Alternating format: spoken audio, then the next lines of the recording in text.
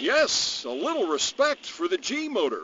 It's the most powerful model rocket motor you can buy in a hobby store. So it's not high power, but it's still a pretty good blast.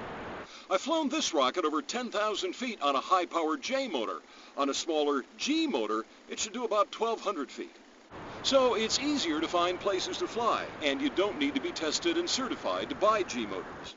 The parachute ejects and the rocket descends. The altimeter read out 1,245 feet peak altitude, the apogee.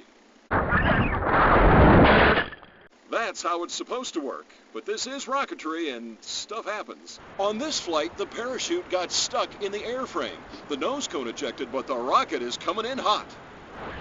I expected to see it smash to confetti, but this is how I found it sticking straight out of the soft dirt. The camera was still rolling. Drilled a little hole in the playa.